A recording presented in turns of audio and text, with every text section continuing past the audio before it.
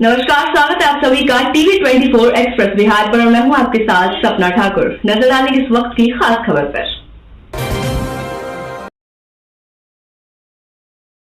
फिलहाल की सीपीआईएम का मैनिफेस्टो जारी हुआ है, जिसमें कहा गया है कि अगर मेरी सरकार बनी तो देश से परमाणु हथियार को नष्ट कर दिया जाएगा और उसे दरिया में डुबा दिया जाएगा। सोच अच्छी है ये, पर आपके सोचने से दुनिया ऐसे सोचने लग जाएगी, ये होता नहीं।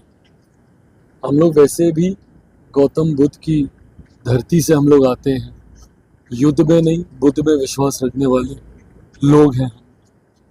पर ऐसे में आपको हर उस परिस्थिति के लिए भी तैयार रहना होगा। भविष्य के घर में क्या है क्या नहीं किसी को नहीं पता। हम लोगों के पड़ोसी भी ऐसे हैं जहाँ पे एक अस्थिरता का माहौल ऐसी गतिविधियों को लेकर बना रहता है। ऐसे में हर तरीके से भारत सशक्त, समर्थ, मजबूत रहे, उसके लिए इन तमाम तैयारियों का होना ज़रूरी है। बहुत अच्छा होगा अगर कोई इंटरनेशनल ट्रीटी अगर ऐसी बन जहाँ पे सारे देश एक मंच पर आकर इसके लिए ईमानदारी से तैयार, पर सिर्फ इस बात को कहना और अपने देश को कमज़ोर करना, कल को कोई ऐसी परिस्थिति हो उसमें हम दूसरे देश से मुकाबला करने में सक्षम ही नहीं। आज भारत की ये ताकत है कि आज भारत झुकता नहीं है, घर में घुसकर मारता है। ये ताकत है हम लोग की। गए वो दिन जब आतंकी आते थे, बम्बई तक, हमारी आर्थिक राजधानी तक घुस जाते थे, हमला करके चले जाते थे और हम लोग खामोशी से देखते रहते थे। आज का भारत सर्जिकल स्ट्राइक करता है।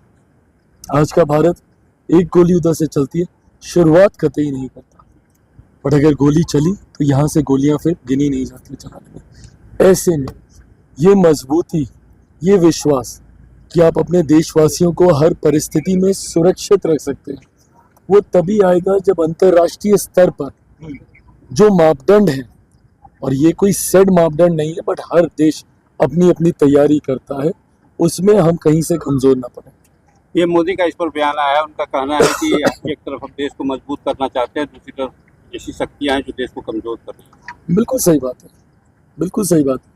भाई हम लोग कब तक हम लोग दयनीय अवस्था में हाथ फैलाकर मांगने वाले बने रहे। आज पिछले 10 सालों में देश कहाँ से कहाँ चला गया। 10 साल पहले कोई नहीं जानता था भारत की अर्थव्यवस्था किस पायदान पर है।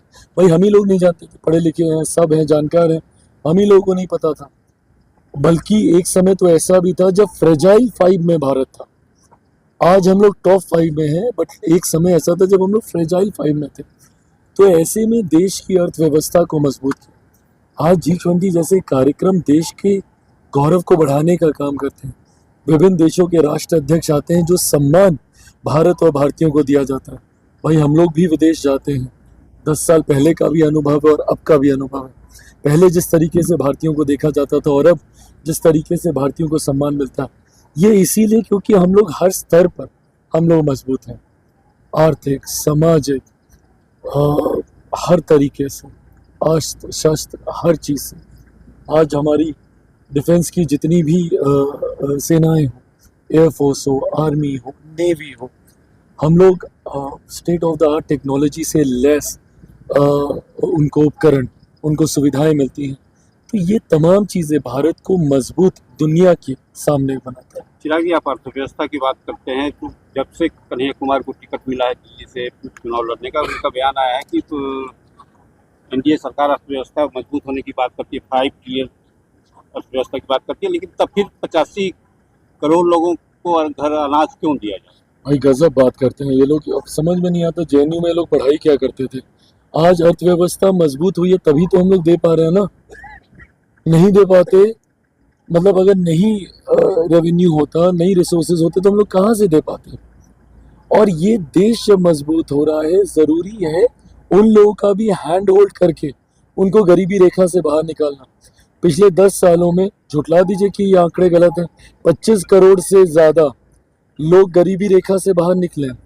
2047 तक अगर हम लोग को देश को अगर विकसित देश बनाना है तो हम लोग को सबको गरीबी रेखा से बाहर निकालना होगा। उसके लिए ये तमाम तरीके की गरीब कल्याण की जो योजनाएं हैं, ऐसे में ये सवाल क्यों नहीं जाके ये विकसित देशों से पूछते हैं। विकसित देशों में आपकी आफ्टर एज लिमिट जितने भी सीनियर सिटीजन हैं उनकी सारी सुविधाएं उनकी मुफ्त होती हैं। कितने देश ऐसे हैं जहाँ पे शिक्षा, इलाज पूर्णतः मुफ्त होता है। मैं खुद चाहता हूँ, और बिहारी फर्स्ट में मैं इस बात को कहता भी हूँ, मैं एक ऐसे दिन की कल्पना करता हूँ जब बिहार में भाई जब आप टैक्स लेते ही हैं तो क्यों नहीं सुविधाएं। जो प्रधानमंत्री जी भी कहते हैं, ठीक है, एक रेवड़ी कल्चर है, जब आप लोगों को प्रलोभन देते हैं वो एक तरफ है, बट एक ये कंसेप्ट तो बनेगा ना कि जब लोग आपको टैक्स दे रहे हैं, टैक्स का इस्तेमाल इंफ्रास्ट्रक्चर में होगा। आफ्टर अ वाइल इंफ्रास्ट्रक्चर जब पूरी तरीके से डेवलप्ड हो जाएगा, आप अनंत काल तक आप सिर्फ सड़कें ही तो नहीं बनाइएगा ना, आप हॉस्पिटल्स, आप एयरपोर्ट्स ही तो नहीं बनाइए। एक समय आएगा जब ये सब बन जाएगा, तो जब अर्थव्यवस्था एक सैचुरेशन, जब इंफ्रास्ट्रक्चर एक सैचुरेशन पे आ जाएगा तो इस पैसे का कहाँ उपयोग होगा। आपको मुफ्त का इलाज आपको दिया जाएगा, मुफ्त की शिक्षा, एटलीस्ट बेसिक एजुकेशन कंपलसरी और फ्री होनी चाहिए। मैं पक्षधर हूँ इस बात का। तो ये तमाम चीज़ें, तो जब ये लोग ये सारे सवाल उठाते हैं, अपने आप को कॉन्ट्राडिक्ट करते हैं। आज अर्थव्यवस्था मजबूत है तभी 81 करोड़ लोगों को मुफ्त में राशन दिया जा रहा, नहीं तो कहाँ से मांग मांग के देते थे। एक सवाल आया है, आज बयान आया है मीसा भारती जी का कि पीएम मोदी जो है सिर्फ मेरे परिवार पर परिवारवाद का आरोप क्यों लगाते हैं, और भी कई ऐसे लोग हैं जिन पर परिवारवाद का आरोप। इन लोग को ना आज तक समझ में ही नहीं आया कि परिवारवाद का मतलब क्या है।